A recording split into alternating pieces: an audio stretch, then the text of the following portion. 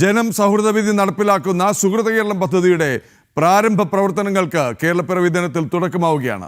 നിരാലംബർക്കും കൈത്താകാവുന്ന ജീവകാരുണ്യ പ്രവർത്തനങ്ങളാണ് ജനം സൗഹൃദവേദി മുന്നോട്ട് വയ്ക്കുന്നത്. കാണാം.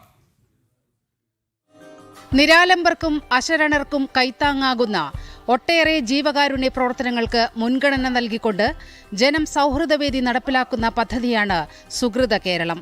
പാർപ്പിട പദ്ധതികൾ, ആരോഗ്യ വിദ്യാഭ്യാസ മേഖലകളിലെ സമഗ്ര വികസനം, സംരംഭകരെ വാർത്തെടുക്കൽ, നൈപുണ്യ വികസനം എന്നിവയ്ക്ക് സുഹൃത കേരളം പദ്ധതി മുൻതൂക്കം നൽകുന്നു.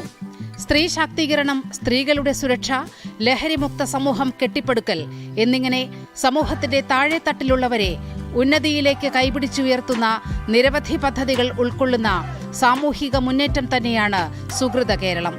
2047 പൂർണ്ണതോതിലുള്ള ഒരു നവകേരള പുനഃസൃഷ്ടി, അതാണ് സുഹൃത കേരളത്തിലൂടെ ലക്ഷ്യമിടുന്നത്.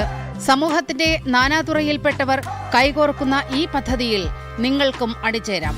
ലോകമെമ്പാടുമുള്ള 10 ലക്ഷം മലയാളികൾ ഈ പദ്ധതിക്കായി കൈകോർക്കും. ന്യൂസ് ഡെസ്ക്, ജനം.